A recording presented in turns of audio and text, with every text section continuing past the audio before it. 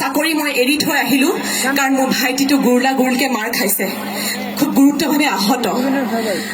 আজি মই দুখ কৰিছোঁ সৰ্বানন্দ সোণোৱাল আৰু হিমন্ত বিশ্ব শৰ্মা যে আপোনালোকক দুগৰাকী মাতৃয়ে 9 মাহ গৰ্ভত ৰাখি পেলাই দুজন জাতিদ্ৰোহী জন্ম দিলে।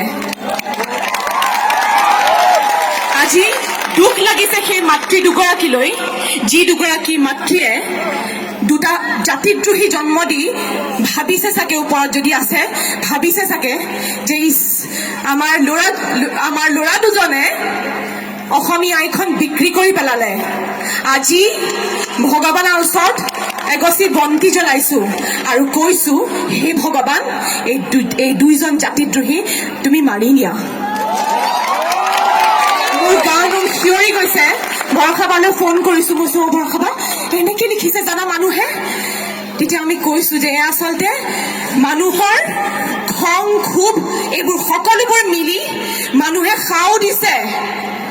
গতিকে মই চৰকাৰখনক ক'ব বিচাৰিছোঁ যে অসমীয়াৰ ৰাইজে, প্ৰতিজন ৰাইজে সাও দিছে। এই সাও কিন্তু সাংঘাতিক ডাঙৰ সাও, ভয় খাওক এই সাওলৈ আৰু মানি লওক।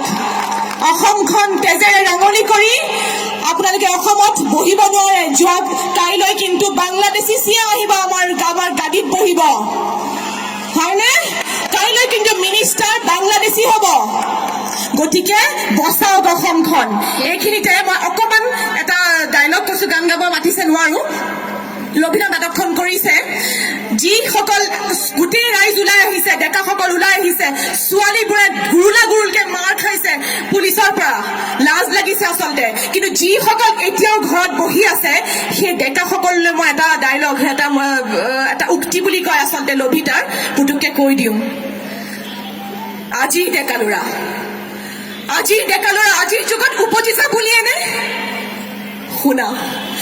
শুনা, যি ডেকাৰ অন্তৰত এতিয়াও বিপ্লৱৰ জুই জ্বলা নাই, যাৰ ৰজাৰ অন্যায়, আইনৰ অন্যায়, সমাজৰ অন্যায় বিৰুদ্ধে থিয় হ'বলৈ মনত বল নাই, বুকুত শক্তি নাই, সি আজিৰ ডেকা হ'ব নোৱাৰে।